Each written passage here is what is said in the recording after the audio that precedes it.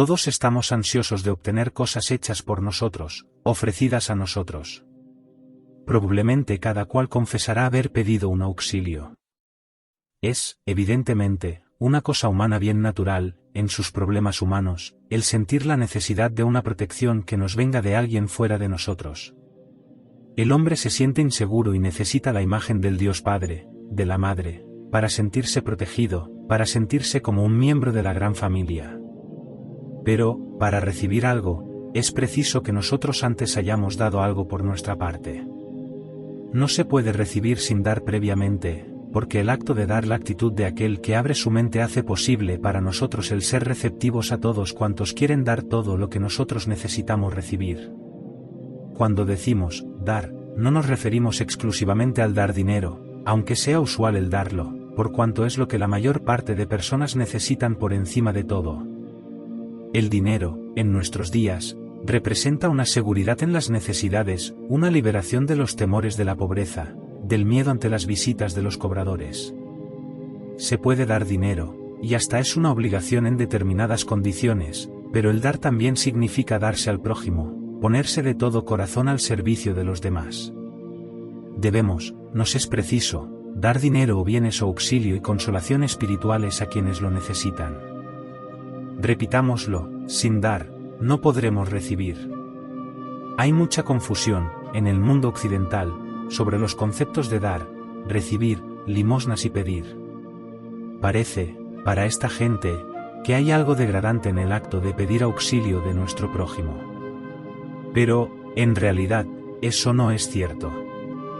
El dinero es meramente una comodidad que se nos ofrece mientras estamos en este mundo, con el cual podemos comprar felicidad y progresos mediante la ayuda a los demás, en vez de esconderlo inútilmente bajo una bóveda de piedra, en la sombra. Este mundo al que nos referimos es el del comercio, donde se miden las personas por el dinero que tienen en el banco y por los signos exteriores de riqueza que muestran.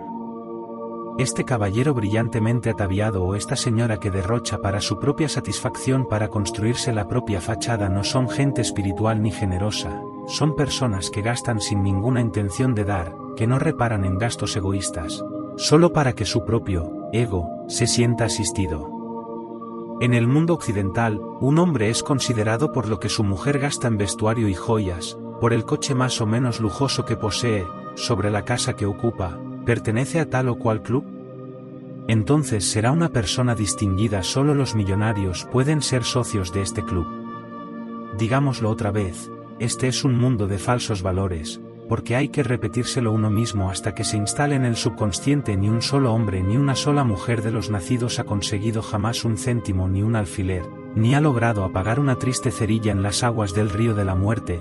Todo lo que se lleva se cifra en el contenido de su mente, el conjunto de sus experiencias, buenas o malas, generosas o mezquinas, aquello que pueda ser destilado de las experiencias de la vida. Acá en el suelo.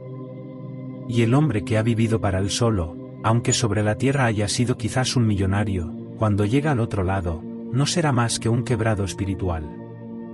En el este, es un espectáculo corriente el que la dueña de la casa, al atardecer, vaya a la puerta y encuentre al monje vestido de su hábito, con su humilde bol de mendicante.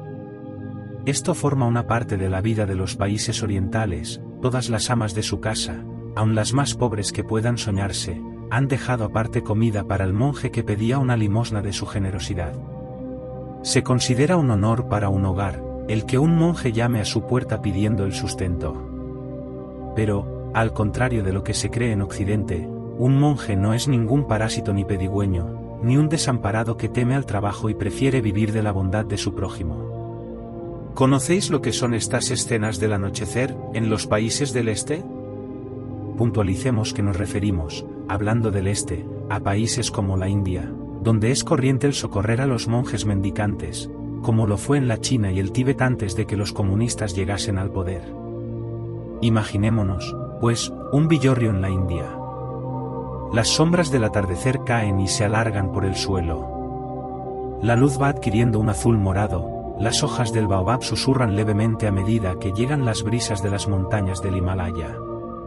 Calladamente viene por el camino polvoriento un monje, vestido de andrajos, llevando todo cuanto posee en este mundo. sus hábitos, con sandalias en los pies, y en su mano, el rosario. Envuelve sus espaldas su sábana, que le sirve al propio tiempo del lecho.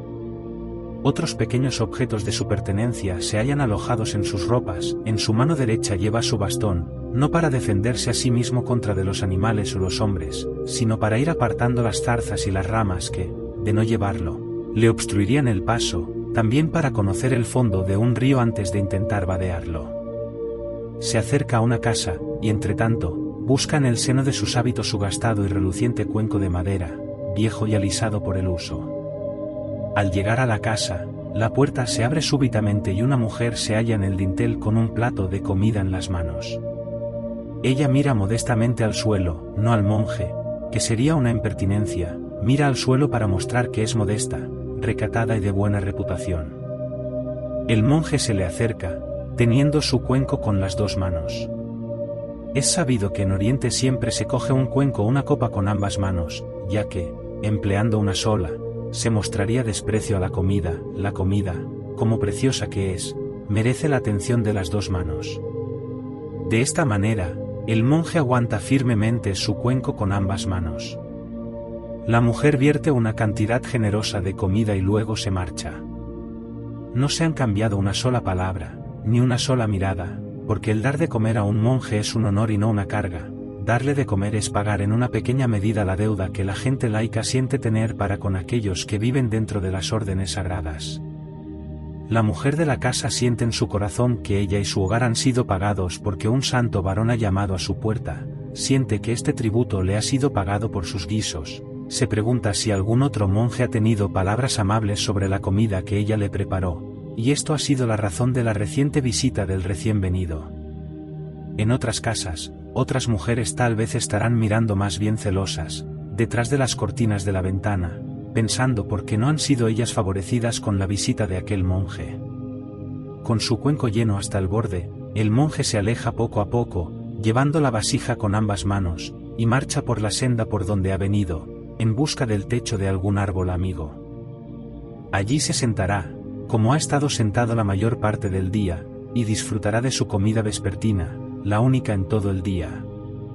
Los monjes no comen sino lo preciso, viven frugalmente y se alimentan con lo preciso para conservar sus fuerzas y su salud, mas, no lo bastante para volverse unos glotones. Demasiada comida impide el progreso espiritual, comidas demasiado sazonadas, fritos, desequilibran la salud física. Hay que vivir como viven los monjes, comer lo suficiente y no más. Comer sencillamente para que el cuerpo se nutra, pero no ricamente, de manera que la mente esté ahita y el espíritu prisionero del barro. Hay que explicar que el monje a quien le han dado su comida no debe sentirse necesariamente vencido por la gratitud. Desde un tiempo inmemorial un camino de vida ha surgido en el Oriente, un monje recibe su alimento como un derecho, no es un mendigo ni una carga, no es ni un ocioso ni un parásito. Durante el día, antes de la comida vespertina, el monje se ha sentado horas y horas bajo un árbol, a la disposición de quien pasa por su camino, de quien necesita sus servicios. Aquellos que necesitan un consuelo espiritual pueden consultarle para su auxilio, como los que tienen relaciones que son malas, como los que necesiten urgentemente que les escriban una carta. Algunos, también, acuden a ver al monje para que les diga si tiene algunas noticias de seres por ellos queridos. El monje continuamente viaja de una ciudad a la otra, a través de la región, que recorre de un extremo al otro. Y el monje ofrece sus servicios libremente sin que necesite nada para él, sin que importe la duración del favor que se le ha pedido. Es un santo varón y una persona educada, le consta que muchos de los aldeanos que le necesitan y que le ayuda con todo corazón, no pueden pagarle puesto que son demasiado pobres, por lo tanto es recto y justo, ya que lo que él ha estudiado para adquirir conocimientos personales y que puede proporcionar consuelos espirituales a las personas, le impide disponer del tiempo suficiente para dedicarse a un trabajo manual con que sustentarse. Existe por parte de las personas del país el privilegio y el honor de auxiliarle a su vez y pagarle en una pequeña proporción con el manjar que él necesita para conservar su cuerpo y su alma reunidos. Después de comer, el monje reposa un rato y luego, poniéndose de pie y limpiando su bol con arena fina, empuñará su bastón y caminará dentro de la noche, viajando muchas veces a la luz de la resplandeciente luna tropical. El monje se desplaza lejos y deprisa, durmiendo poco. Es un hombre respetado por todos los países budistas. Todos nosotros, también, hemos de dar para que podamos recibir. En tiempos lejanos del pasado, era una ley divina el que todos debían dar una 10ª parte de sus posesiones o bienes obtenidos. Estas 10º partes se llamaban diezmos, y pronto formaron una parte integral de la vida. En Inglaterra, por ejemplo, la Iglesia podía reivindicar un diezmo de toda propiedad y de todos los bienes que poseía una persona. Ese dinero servía para la conservación de los templos y para el estipendio de los beneficiados eclesiásticos. Es interesante añadir que, hará cosa de unos 10 años, en Inglaterra se dieron muchos casos en que los herederos de propiedades territoriales acudieron a la administración de la justicia pidiendo que se les exonerase del pago de los diezmos a la Iglesia anglicana. El caso promovió una gran conmoción en los tribunales del país. Los mencionados herederos alegaban que el tener que pagar la 10ª parte de sus rentas les arruinaba. En realidad, ya estaban arruinados no pagando voluntariamente, puesto que, en este caso, más vale no pagar nada. Actualmente, los niveles de vida son completamente distintos de los de años atrás. Ya no se vive del diezmo, ni este se paga, y es una lástima. Es esencial, si se quiere progresar espiritualmente, que uno dé algo por el bien de los demás y especialmente, el dar por el bien de los demás atrae mucho bien sobre uno mismo. En resumidas cuentas, solo podemos progresar y ser ayudados si ayudamos a nuestro prójimo. Nos damos cuenta de que existe una cantidad de hombres de negocios dotados de cabezas sólidas, y unas inclinaciones religiosas no muy notables, que voluntariamente dan una 10ª parte de sus rentas para el bien de los demás, y en el fondo, para su propio bien particular. Hacen esto porque son religiosos y la experiencia comercial les enseña que así tirando su pan sobre las aguas, este les vuelve multiplicado por 1000. Los prestamistas de moneda que en varias partes del mundo son conocidos como corporaciones financieras no siempre se caracterizan por su espiritualidad ni por su generosidad, de modo que nos parece que si uno de estos personajes posee la suficiente fe en los diezmos es señal que debe de haber algún provecho en su cumplimiento. Y conocemos a varios de esos caballeros de cabezas sólidas que se hallan en este caso. Las leyes ocultas se aplican a lo no espiritual como a lo que es espiritual. No importa si una persona lee una cantidad de libros espirituales. Esto no hace espiritual a la persona. Tiene que ser leyendo y desengañándose en la meditación que llegamos a ser espirituales. Lo que se lee puede pasar ante nuestros ojos y desvanecerse en el aire sin haberse fijado en las células de la memoria del cerebro. Sin embargo, una tal persona se tiene a sí mismo por una gran alma y se cree de veras que está realizando progresos. En realidad, acostumbra a ser un gran egoísta, nada amigo de ayudar a los demás, incluso cuando, ayudándolos, se quiere ayudar grandemente a sí mismo. Repetimos de nuevo que es de justicia y razón que una persona ayude a los otros. Entre otras cosas, es muy útil al dadivoso. El diezmo consiste, como hemos dicho, en una 10ª parte. También significa un camino de vida, porque si uno da, uno recibe. Tenemos presente a una persona que ayudó mucho a los demás, ayuda que le costó mucho dinero, pasos y conocimientos especializados. Tan pronto como una contrariedad se le disipó, a esta persona, otra serie le cayó encima, como un vuelo de estorninos sobre un campo recién segado. Decimos, para recibir, antes hay que dar. La persona que decimos estaba muy ofendida y nos hizo saber que él era sumamente generoso y había hecho todo lo posible para ayudar a los demás, como la prensa local lo atestiguaba. Nuestra objeción es que si una persona tiene que ver sus buenas acciones referidas en la prensa local, esta persona no sigue el mejor camino. Hay varias maneras de dar. Podemos, además de la 10ª parte de nuestras rentas para auxiliar al prójimo, ayudar a los demás en sus necesidades espirituales, o procurándoles el necesario consuelo en las malas temporadas que les caigan encima. Lo mismo que un negocio toma un giro más favorable, cuando prospera, también nosotros personalmente experimentaremos un giro favorable en nuestras cosas, que nos marcharán mejor. Tenemos que dar para auxiliar al prójimo y para auxiliarnos a nosotros mismos. Es inútil rogar que algo nos sea concedido, excepto si antes hemos demostrado que éramos merecedores de ello, ayudando a quienes lo necesiten. Practiquemos la generosidad, el dar a quien lo ha menester, decidamos lo que podemos dar y el cuándo y el por qué, pongámoslo en práctica por 3 meses. Al cabo de este tiempo nos sentiremos más prósperos en espiritualidad, o en finanzas, o en ambas cosas a la vez. Estudiad todo lo dicho, volvedlo a meditar, y tened presente estas 2 máximas: dad, para poder recibir, y tirad vuestro pan a las aguas. Es una vieja costumbre, extendida por todo el mundo, guardar en algún desván recuerdos queridos, que se conservan allí como prendas del pasado.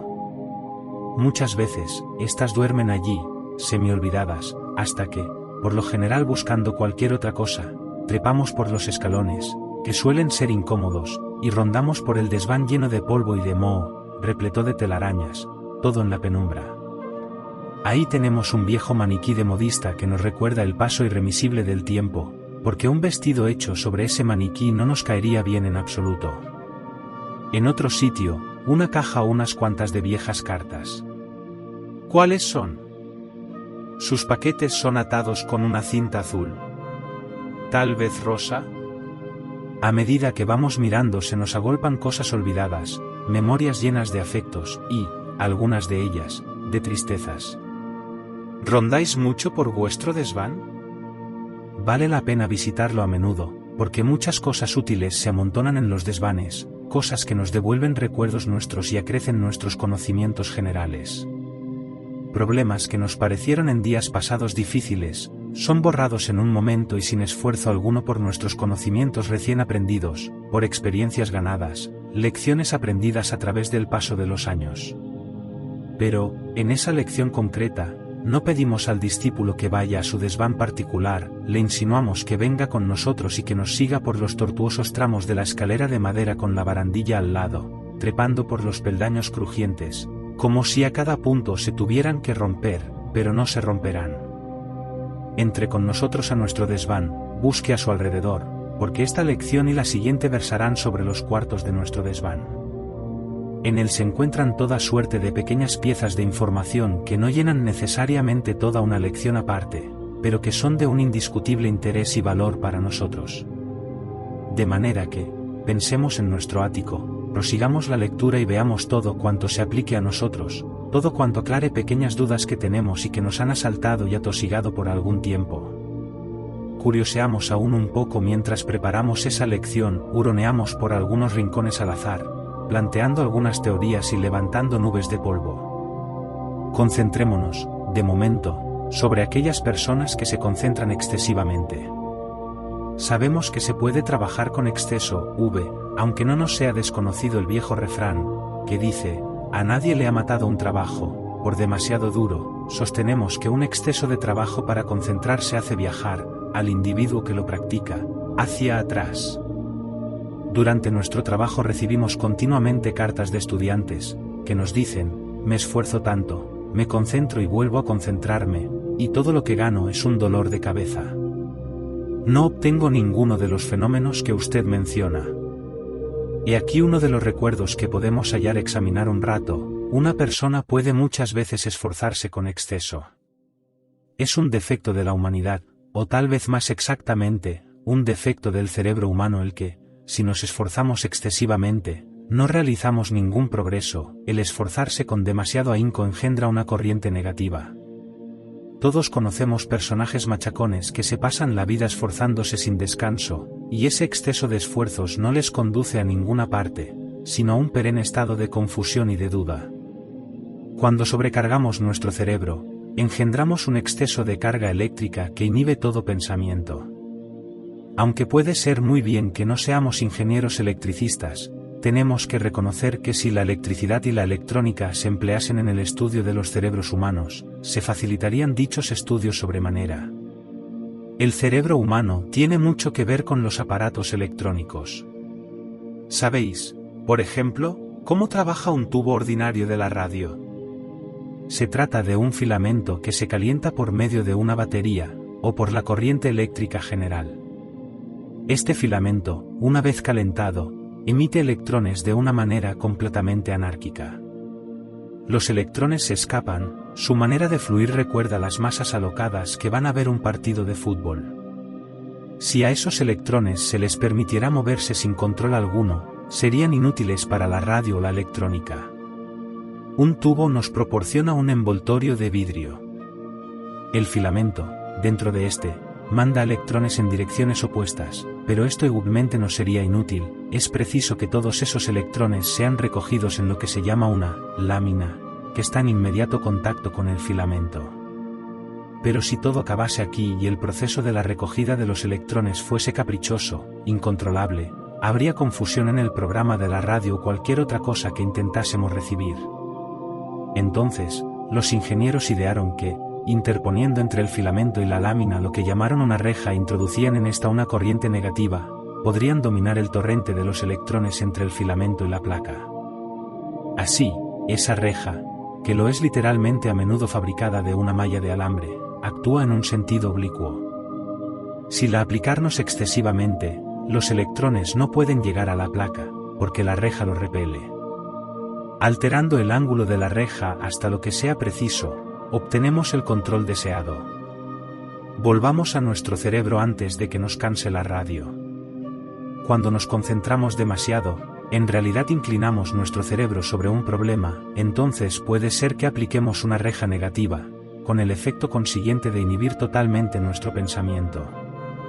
Por eso no debemos realizar esfuerzos excesivos. Por eso no debemos fatigarnos en el esfuerzo, sino con mucho tiento, recordando siempre el viejo proverbio chino, poco a poco se caza el mono. Debemos emprender nuestra meditación de manera que no se extenúe nuestro cerebro. Hay que hacer lo que buenamente se pueda, seguir la senda de en medio. La senda de en medio es una senda oriental de vida. Significa que no tenemos que ser demasiado malos, pero, por otra parte, tampoco demasiado buenos, sino algo que sea intermedio. Si somos demasiado malos, la policía nos echará el guante, y si demasiado buenos, seremos unos presumidos o unos inadaptados sobre este mundo, ya que es un hecho real y efectivo que hasta las grandes entidades que vienen a este desdichado mundo, mientras permanecen en él, no son perfectos, ya que nada perfecto puede existir en este imperfecto mundo. Una vez más exhortamos a los que nos leen a que no se esfuercen con exceso, sino que realicen esfuerzos con toda naturalidad, dentro de lo que es razonable y está en sus fuerzas. No hay por qué ir de un lado para otro, haciéndose esclavo de las cosas que dicen los demás. Hagamos uso del sentido común, adaptándonos a cosas o a modos de ver que nos convengan. Podemos decir, este vestido es colorado, pero lo podemos ver de modos distintos, para nosotros puede ser rosa, anaranjado, o morado ligero.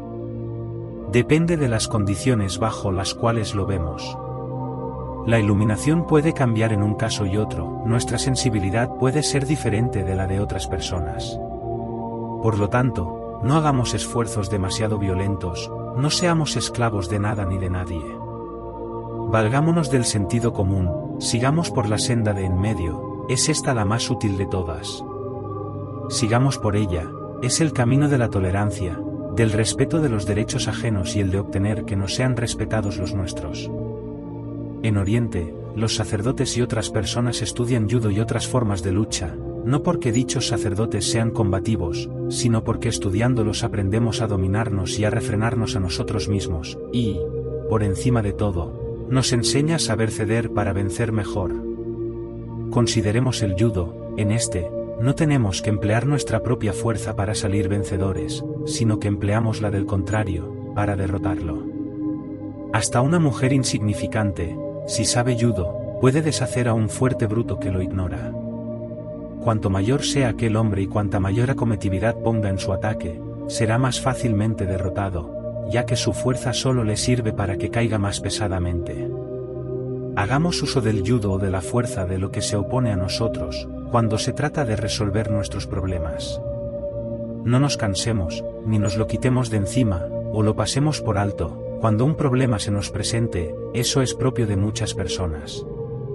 Muchas personas tienen miedo de mirarlo cara a cara, prefieren orillarlo, intentando sondearlo sin ir nunca al fondo. No importa lo desagradable que éste sea, ni lo culpables que nos sintamos de una cosa, vayamos derecho a la raíz de nuestro problema, veamos lo que nos turba y nos asusta en él.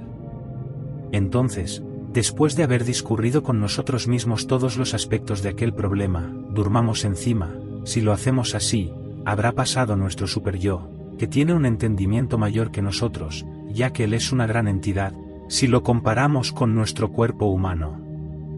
Cuando nuestro superyo, o incluso nuestro subconsciente, pueden examinar un problema y encuentran una solución, suelen hacer pasar esta solución a nuestra conciencia, dentro de nuestra memoria, de manera que, al despertar nosotros, podemos exclamar con alegre sorpresa que hemos hallado la solución de lo que nos atormentaba y que ya no nos atormentará más en lo sucesivo.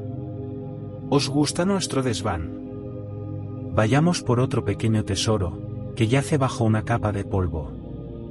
Es hora de que lo desempolvemos y lo examinemos a la luz del día, que él ve de nuevo. ¿Qué es este paquete? Desenvolvámoslo y veamos. Demasiadas personas creen que el ser hoy de veras una buena persona es lo mismo que ser un desgraciado. Piensan, muy equivocadamente, que se tiene que ir por el mundo con una cara triste y afligida, si se es religioso. Esta clase de gente se horroriza de sonreír, no precisamente porque el sonreír provoca arrugas en el rostro, sino porque, y eso es mucho peor, les produce grietas en la débil capa de sus creencias religiosas. De todos es conocido de sobras el triste anciano que tiene miedo de sonreír o le asalta un temor cuando se trata de los más ligeros gustos de esta vida, no sea caso que tenga que arder largamente en el infierno por una momentánea caída de la gracia.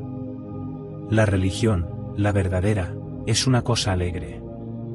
Nos promete una vida más allá de este inmundo, nos promete la recompensa de todos nuestros esfuerzos hacia el bien, nos asegura que no existe la muerte, que no tenemos que preocuparnos para nada, ni asustarnos de nada. Había un temor a la muerte fuertemente arraigado en muchos seres humanos. La razón consiste en que si pudiésemos saber cuántos placeres nos prepara la vida del más allá, más de uno estaría tentado de poner fin a su propia existencia para ir a la felicidad. Entonces pasaría, con el ser humano, lo que sucede al niño que se escapa de la clase para hacer novillos, cosa que no le ayuda a hacer progresos en sus estudios. Si verdaderamente creemos en ella, la religión nos asegura que cuando habremos traspasado los confines de este mundo, no tendremos la compañía de las personas que nos incomodan seriamente. No nos veremos obligados a soportar a todos aquellos que irritan nuestros nervios y nos afligen el alma.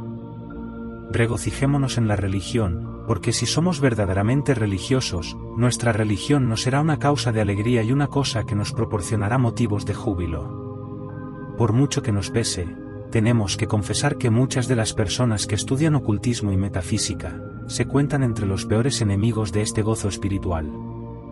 Hay ciertas capillitas, no queremos citar nombres, cuyos miembros están perfectamente seguros de ser, solo ellos, los elegidos, ellos, solo ellos, se salvarán para poblar su pequeño cielo. El resto de nosotros, pobres y mortales pecadores, sin duda, seremos destruidos de varias y muy penosas maneras. No suscribimos en absoluto esta teoría.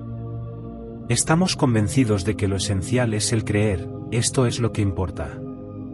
No importa si se cree en una religión positiva o en el ocultismo, hay que creer. El ocultismo no es más misterioso ni complicado que las tablas de multiplicar o que una excursión por la historia. No es más que el estudio de diferentes cosas, las cuales no se encuentran en el plano físico. No necesitamos ponernos en estados de éxtasis si descubrimos cómo un determinado nervio actúa sobre un determinado músculo, o cómo podemos encoger uno de los pulgares del pie, ya que se trata de vulgares cosas físicas. Siendo así, ¿por qué debemos ponernos en un estado psíquico especial y pensar que hay espíritus reunidos a nuestro alrededor, si aprendemos cómo podemos hacer pasar energía etérica de una persona a otra? Haga el lector el favor de tomar nota de que decimos energía etérica, con terminología occidental, en vez de grana, o cualquier otro vocablo del este. Preferimos, escribiendo el curso, emplear un vocabulario propio del lenguaje en que está escrito. Alegrémonos, puesto que, a medida que aprendemos más cosas sobre el ocultismo y la religión, vamos convenciéndonos cada vez más de que la verdad sobre una vida mayor se encuentra para todo el mundo más allá de la sepultura. Cuando perecemos, Simplemente dejamos nuestro cuerpo detrás nuestro, como se tiran los viejos trajes para que los recoja el basurero. No hay nada que temer ni en la metafísica ni en la religión, ya que si seguís la verdadera religión, a medida que la conozcáis más, estaréis más convencidos de que se trata de la verdadera religión. Aquellas religiones que prometen las hogueras infernales y la condenación si os desviáis de la estrecha senda, no prestan un buen servicio a sus creyentes. En tiempos antiguos, cuando el mundo era más o menos salvaje, era, tal vez, permitido esgrimir la gran tranca e intentar dar un susto a las masas. Hoy, el panorama es muy otro. Todos los padres saben que es mucho más fácil dominar a sus hijos con la dulzura que con amenazas constantes. Aquellos padres que amenazan a sus hijos con llamar al hombre del saco, o con venderlos, son causa de neurosis entre la infancia, y más tarde, de razas enteras. Pero aquellos padres que se imponen por la firmeza y la dulzura, y dejan que su prole viva dentro de la alegría, forman a los buenos ciudadanos del mañana. Suscribimos de todo corazón el parecer de aquellos que opinan que son precisas amabilidad y disciplina, disciplina que nunca puede significar dureza ni sadismo. Repitámoslo, regocijémonos en la religión, seamos los hijos de nuestros padres que nos enseñan con amor, compasión y comprensión. Dejémonos de las falsedades y bajezas del terror, del castigo, de las condenaciones eternas. No hay nada de esto, nadie es expulsado, exiliado del mundo espiritual. Todas las personas pueden salvarse por malas que hayan sido, nadie es rechazado.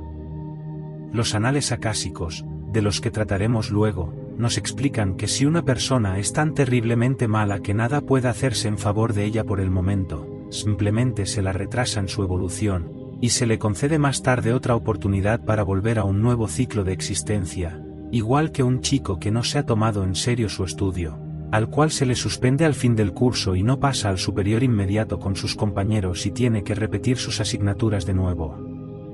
Sería inconcebible que un chico tuviese que ser cocido a fuego lento o devorado por unos diablos hambrientos por haber faltado a clase y haber hecho novillos unas pocas veces.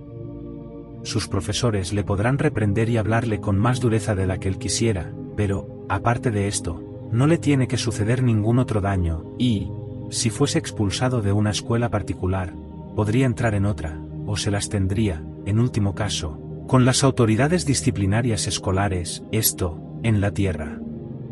Si perdemos una oportunidad, no debemos desanimarnos, podremos siempre alcanzar otra. En Dios no hay sadismo. Dios no nos quiere destruir, antes ayudar. Hacemos un fuerte agravio a Dios si le creemos siempre al acecho para destrozarnos o lanzarlos a los diablos que nos aguardan. Si creemos en Dios, creemos en su misericordia, porque creyendo en ella seremos objeto de ella, y nos sentiremos misericordiosos para con los demás. Mientras acabamos ese tema, volvamos la mirada hacia una caja, recubierta de polvo, espeso porque, según se ve, nadie se había interesado durante años y años de su contenido. Abrámosla y veamos. Según los anales acásicos, el pueblo judío es una raza que, en una existencia anterior, no pudo realizar ningún progreso.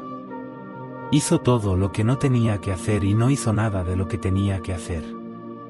Se abandonó a todos los placeres de la carne, y sintió una gula excesiva por los manjares grasos y pringosos, de manera que sus cuerpos engordaron y empacharon y sus espíritus no pudieron remontarse al mundo astral por las noches, por hallarse prisioneros de sus gruesos envoltorios carnales. Este pueblo que ahora llamamos judío, no fue destruido ni condenado por una eternidad. En su lugar, fueron obligados a un nuevo ciclo de existencia, del mismo modo que se hace con los niños que no trabajan en la escuela y son expulsados de ella, tienen que entrar en un nuevo colegio y volver a empezar en clases diferentes de las anteriores. Así sucedió con los judíos. En los tiempos actuales hay mucha gente que se halla en el primer ciclo de sus existencias individuales, y cuando entran en contacto con los judíos se sienten intrigados, confusos y llenos de temor. No entienden qué hay de diferente.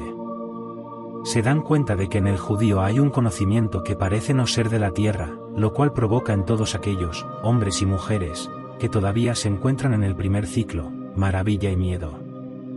Y, a quien inspira miedo, se le persigue. De modo que, siendo los judíos una raza vieja, se les persigue porque tienen que realizar por segunda vez su ciclo. Muchas personas envidian el saber de los judíos, y su capacidad de resistencia. Y, a quien inspira envidia, existe una tendencia a destruirle. Pero, en realidad, no estamos tratando de judíos y gentiles, sino de la alegría dentro de la religión. Alegrías y gozos nos enseñan que no sabría enseñarnos el terror. No hay nada, insistimos, de esos tormentos por una eternidad, nada que nos chamusque la piel o nos haga sentirnos horriblemente abrasados para siempre. Examinemos nuestro pensamiento, lo que se nos ha enseñado en estas páginas, y júzguese cuánto más razonable es el que tengamos que experimentar alegría y amor en nuestras creencias religiosas. No tenemos nada que ver con un padre feroz, siempre a punto de azotarnos o de sumirnos en eternas tinieblas. En su lugar, estamos en relación con grandes espíritus que han existido durante el larguísimo acontecer del pasado, antes que los seres humanos hubiesen sido ni siquiera imaginados. Han existido durante todo ese tiempo, han asistido durante todo nuestro proceso, conocen las respuestas y los problemas humanos y sienten compasión de nosotros. De este modo, a base de uno de los tesoros de nuestro desván, afirmarnos, regocijaos en la religión, sonreíd a vuestra religión, tened un cálido amor a vuestro Dios, no importa con qué nombre le invoquéis, porque Él siempre está dispuesto a mandaros ondas de salud, con tal que queráis rechazar todo terror, todo espanto, fuera de vuestro sistema religioso. Pero ahora ha llegado el tiempo para vosotros de abandonar nuestro desván y descender de nuevo las escaleras que crujen, bajo vuestros pies, de puro viejas. Pero pronto en la lección siguiente os llamaremos para que nos vengáis a ver en el desván otra vez. Nos hemos dado cuenta, echando una ojeada general, que todavía yacen por el suelo y en las estanterías pequeños objetos que nos pueden interesar, y lo espero, sernos de provecho. ¿Os veré en mi guardilla la lección siguiente?